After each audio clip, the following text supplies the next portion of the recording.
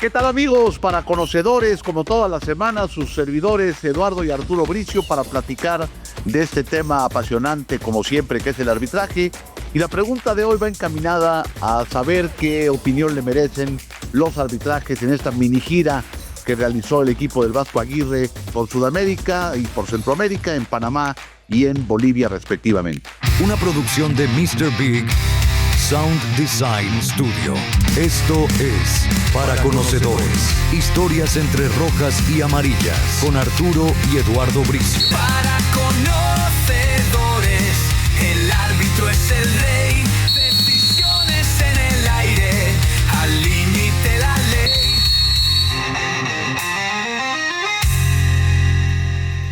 Estamos para conocedores. Eduardo Bricio, qué gusto saludarte, hermano. ¿Qué tal, Arturo, Fratello, querido? Pues aquí estamos, vamos a analizar los arbitrajes de esta mini gira, como bien lo mencionas, de México allá por Centroamérica y Sudamérica. Estamos empezando cronológicamente, ¿no? Por el partido de Panamá. El partido en Panamá lo dirigió un árbitro norteamericano, Guido González, que a mi entender lo hizo bastante bien, sí lo hizo bien. En mi opinión hay un penal que le cometen allá al Piojo, del límite del área en el minuto 12, una carga por la espalda. Él está bien colocado, como que va girando y no la ve bien. Tal vez si hubiese habido VAR, lo hubiera llamado el VAR y lo pudo haber sancionado. Creo que estuvo bien porque México hubiera ido ganando probablemente 1-0 al minuto 13, hubiera sido otro partido y tal vez no hubieran salido todas las carencias que declaran los que saben de fútbol sobre el desempeño de la selección, ¿no? Otras situaciones que me parecen importantes de ese partido es el hecho de que antes, con los equipos mexicanos iban a Sudamérica y ahí nanita, ¿no? Unas barridas de los panameños, jugaban a puras barridas los defensas, ¿no? Y salían con el hacha grande a repartir patadas y ahora se han invertido los papeles, ¿no? Fíjate, México cometió más faltas que Panamá. Panamá cometió 10, Panamá cometió 13. Hubo 2 amonestados de México y un amonestado de Panamá. Sí me gustaría destacar, por ejemplo, una amonestación absurda de Castañeda, ya cuando va el minuto 70, van a disputar una pelota a 100 metros de su área, con una fierencia, con una barrida temeraria, que espérate tantito, papá. A ver, si estamos preparándonos para el Mundial, pues también se tienen que preparar en el sentido disciplinario, ¿no? No sé qué opinas tú. Mira, este árbitro, Guido González, es un árbitro de la MLS, nacido en Estados Unidos de padres peruanos, ¿no? Y concuerdo contigo, creo que hace un trabajo bastante bueno.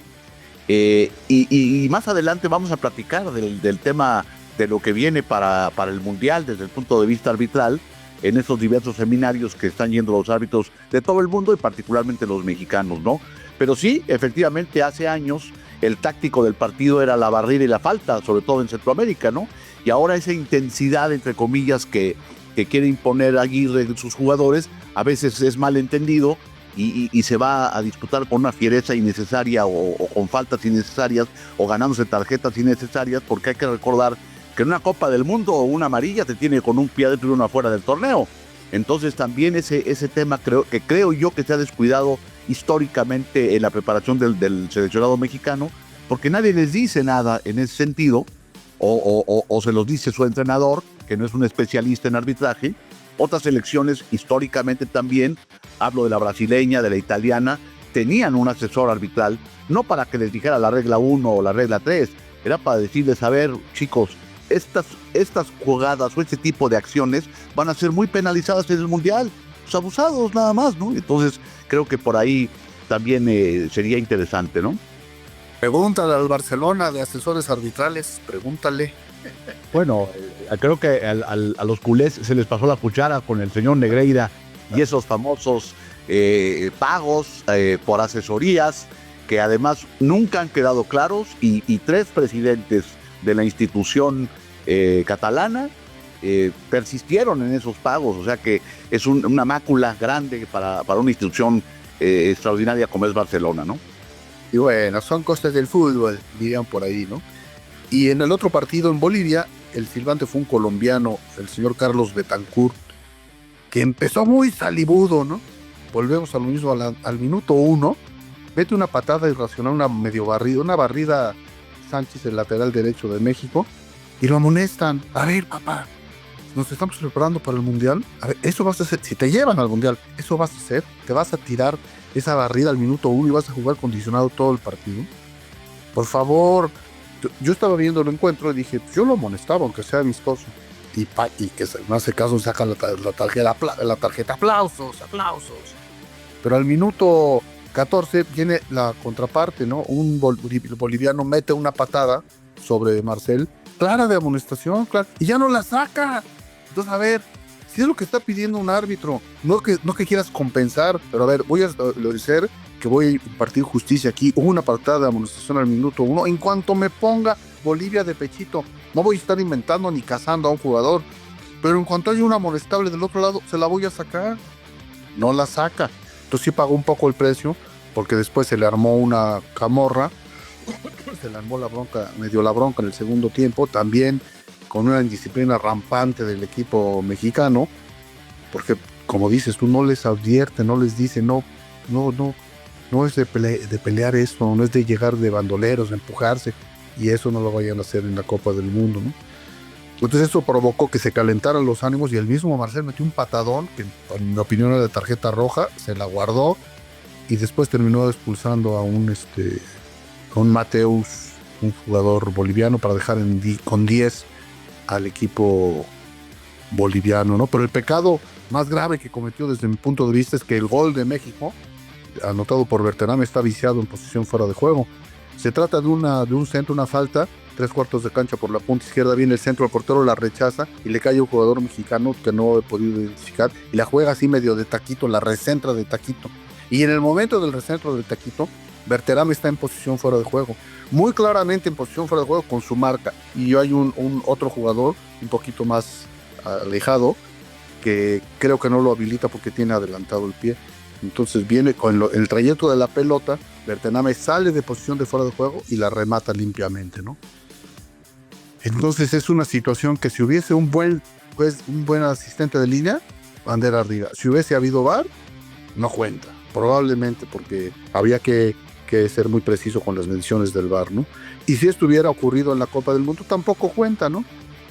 Entonces, pues no quiero desilusionar a la gran afición mexicana, pero el gol con el que gana México a Bolivia está viciado de origen porque hay una posición fuera de juego. No sé cómo la viste. Sí, no, concuerdo contigo en que es una jugada muy cerrada, pero es fuera de juego. Robson Mateus es el jugador boliviano que fue expulsado, a mi entender bien echado, pero con los pecadillos esos que señalas, ¿no? De empezar con una tarjeta que, ojo, no te condiciona nada más el partido. En un mundial, una tarjeta el minuto que sea, pero si la vas al minuto 1, estás condicionado ese partido y todo el torneo. Porque es hasta después de cuartos de final que se borran las tarjetas amarillas en una Copa del Mundo. Entonces vas a jugar pues, prácticamente de gratis, ¿no? Y por el otro lado, pues sí, desde el punto de vista arbitral, el hecho de que la famosa palabra que empleamos mucho aquí, pero que es mandatorio hacerlo, la consistencia, ¿no? Decían los viejos árbitros de la comarca, la profiláctica, ¿no? Por ejemplo, cuando habías amonestado bien a 3 jugadores de un equipo, estabas pidiendo de rodillas que algo pasara reglamentario para poderle sacar uno al otro. Y cuando te la ponían de pechito, bueno, la tarjeta estaría volando del bolsillo casi solita, ¿verdad?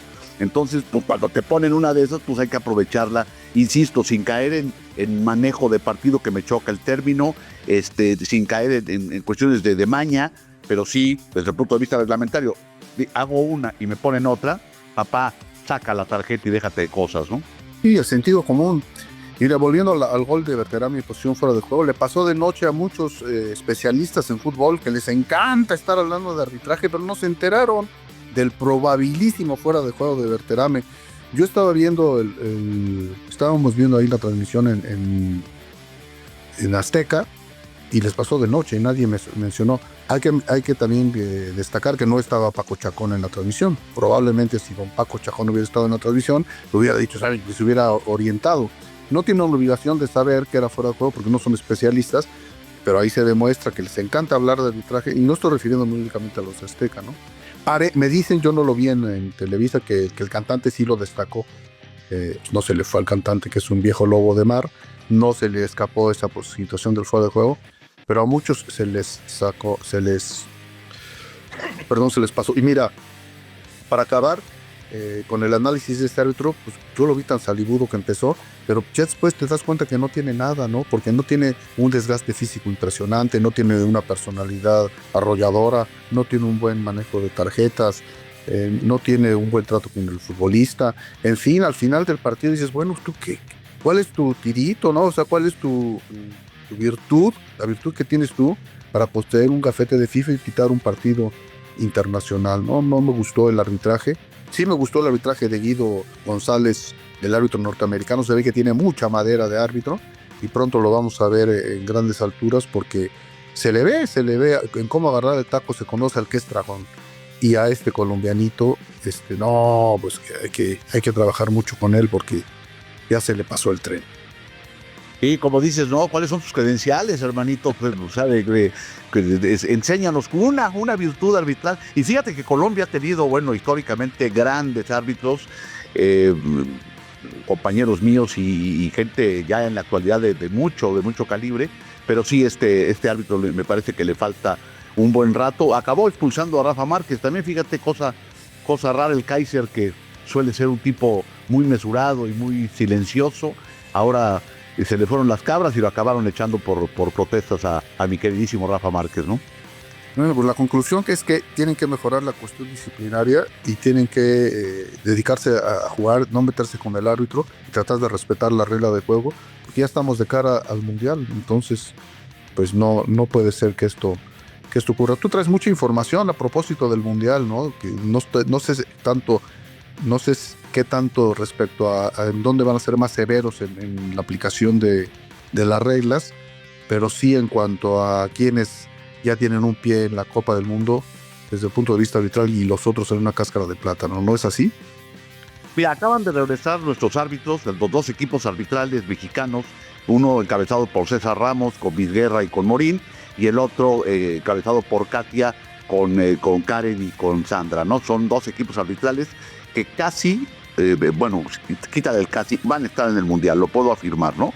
Y ellos acaban de venir les hicieron exámenes de todo, físicos, médicos, psicológicos, hasta el antidoping les hicieron, y no es broma, no es un símil o una exageración, de todo les hicieron exámenes. Y hay dos cosas reglamentarias que preocupan a la FIFA, ¿no? Uno es la cantidad de faltas que inicia el delantero en el área, la cantidad de contactos que trata de producir el delantero, y les pasaron miles de videos por eso, el fingimiento y la exageración de faltas, por un lado, y el hecho de las protestas, ¿no? El hecho de esas jugadas donde los equipos van a protestar y apretar al árbitro. Eso va a ser severamente reprimido en el Mundial, y eso deberían de saberlo nuestros seleccionados, ¿no? Regresaron triunfadores de Brasil, las dos tripletas, y la lista final seguramente se va a dar después del 6 de marzo. ¿Por qué después del 6 de marzo? Porque en febrero, en Qatar, se reúnen los árbitros para un seminario de África, Asia y Oceanía. Y el del 2 al 6 de marzo en Dubái se reúne la UEFA, los árbitros europeos, con los de América. Sabemos que América está dividido en dos confederaciones, que es CONCACAF y CONMEBOL. O sea, esos árbitros van a estar en ese seminario, que es el último seminario que hay previo al Mundial, y después seguramente ya se dará la lista definitiva, mi querido Jarnal. Qué bueno, querido hermano, pues qué buena información nos traes al respecto.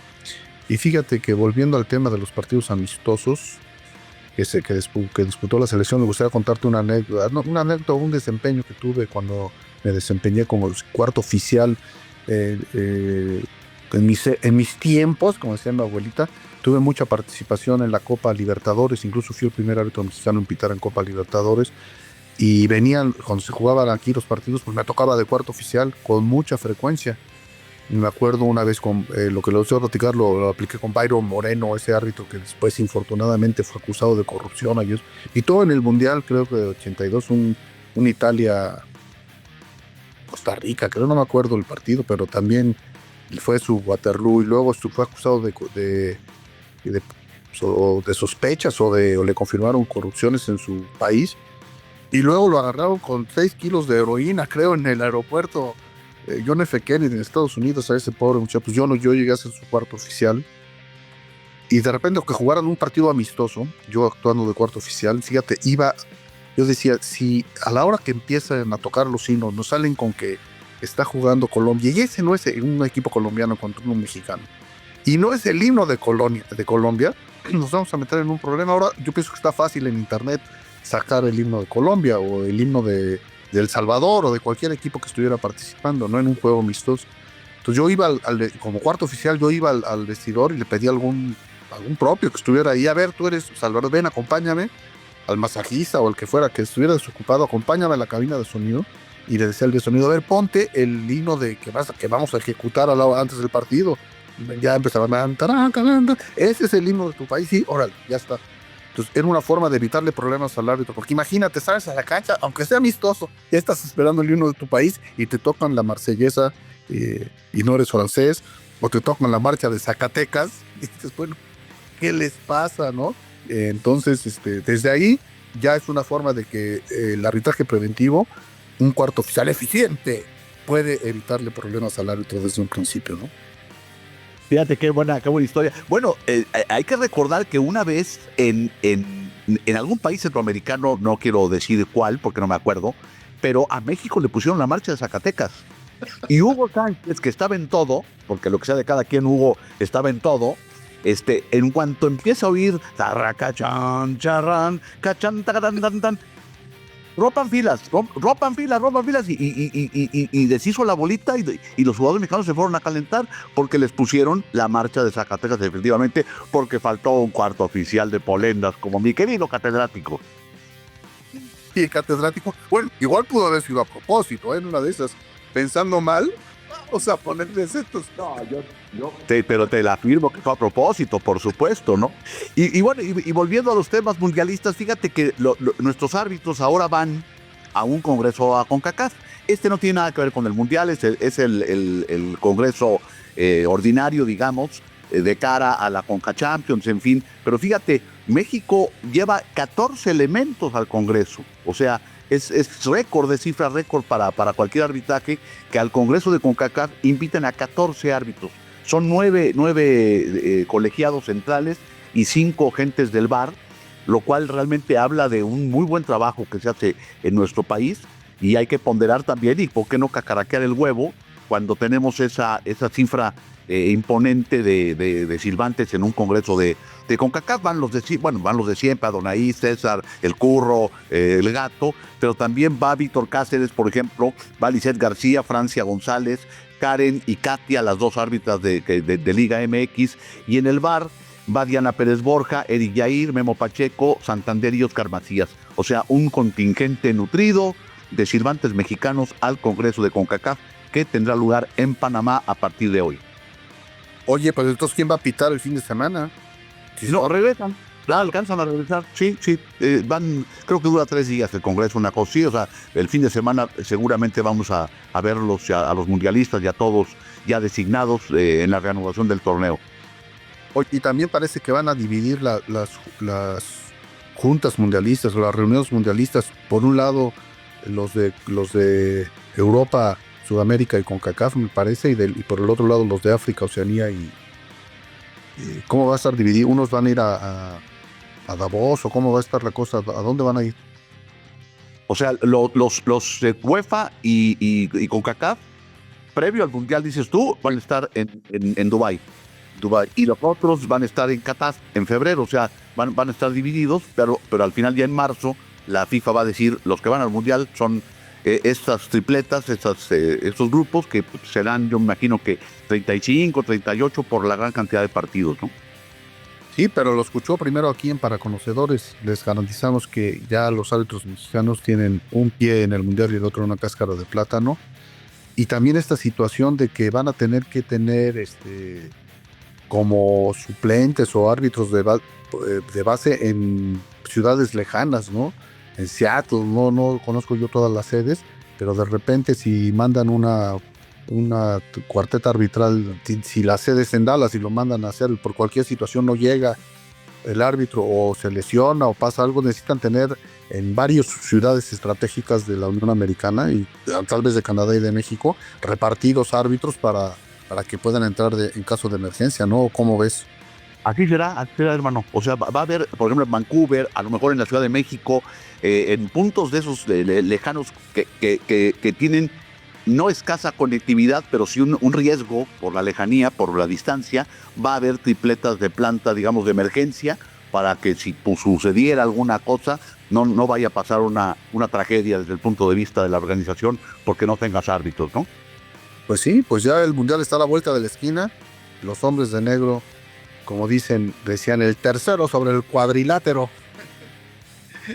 Los terceros sobre el terreno de juego, pues ya están preparándose a todo. Y siempre es halagüeño saber que los nuestros ahí están, ¿no? Porque duele a quien le duele, pese a quien le pese, o goce quien lo goce. En México siempre ha tenido destacadas actuaciones en las Copas del Mundo desde el punto de vista arbitral. Es más, México ha pisado terrenos en la Copa del Mundo que jamás desde el punto de vista futbolístico se han pisado, y sí lo ha hecho el cuerpo arbitral representando a nuestro país. Oye, Lalo, y a propósito del partido de México-Bolivia, escuché hace unos días una entrevista que le hizo David Faitelson al Diablo Echeverri. Respecto... ¿Sí? Ya no hagas enojar al Diablo Echeverri. Es que mira, lo cuento rápido. O sea, en el partido inaugural de 94, para aquellos que no lo sepan o no se acuerden, un servidor dirigió el partido, entra de cambio el superestrella boliviano que venía de reponerse de una fractura, Marco Antonio Echeverri, el Diablo. Entra de cambio y a los 2 minutos da una patada sin balón sobre Lothar Matthäus, sale la tarjeta roja, se va expulsado, lo suspenden 2 partidos, Bolivia queda eliminado y adiós participación del Diablo Echeverri en el Mundial de Estados Unidos. En el siguiente periodo mundialista, yo pito 3 partidos en Sudamérica, eliminatorios, y uno de ellos es Bolivia contra Uruguay. Desde que llegué al aeropuerto, abrí un periódico y así a doble plano estaba mi foto, y decía, llegó el exorcista mexicano. Cuando salimos a inspeccionar la cancha, todo el estadio, ahí en La Paz, gritando, hijo de, pero a grito pelado, ¿no? Total, empieza el partido, el capitán era Marco Echeverri, y empieza a protestar. Entonces llega un momento en que le saco la tarjeta amarilla, y él me dice, no vas a salir vivo de aquí. Entonces le dije, bueno, ya veré yo cómo salgo vivo, pero si usted sigue así, lo voy a echar aquí. Total, termina el primer tiempo y viene Carlos Truco, gran tipo, gran amigo, que jugaba en el Pachuca. Y viene y me pregunta, ¿qué pasa, señor Bricio? Entonces le digo, pues que el señor no entiende. Me dice, tranquilo, hay un capitán de cancha y un capitán moral, que soy yo. Cuente con ello. Ok. Salimos al segundo tiempo. No volvimos a dirigirnos la palabra ni a cruzar miradas Echeverri y yo. Al minuto 80 marca una falta a favor de Bolivia, la tira el Diablo Echeverri, mete un golazo y con ese gol gana Bolivia 1-0 a Uruguay, ¿no? Hasta ahí todo, pues ahí quedó la cosa, ¿no? 31 años más tarde me entero que no ha superado su rabia y que sigo en el radar de sus rencores, cosa que particularmente me apena mucho, pero yo no di la patada. Yo no me hice expulsar, yo no me hice amonestar, y al final, pues, las consecuencias, para bien o para mal, de nuestra interacción, pues fueron las que ahí quedaron señaladas, ¿no? Una noche de luna, debajo de la cama, son un diablito loco, tocando la guitarra. Entonces la dedicamos al Diablo Echeverri. ¡Ya no te enojes, Diablo! Un abrazo, donde quiera que se encuentre el Diablo Echeverri. Pues nos vamos, hermano. Esto es Para Conocedores. Síganos, por favor. Todas las redes sociales están a su disposición. Para Conocedores. Somos Les Bricio. No nos fallen, amiguitos. Un cariñoso abrazo de gol. Para conocedores, el árbitro es el rey. Decisiones en el aire, al límite la ley. Con valor y adrenalina, el juego va a arder. Entra al campo de palabras, es momento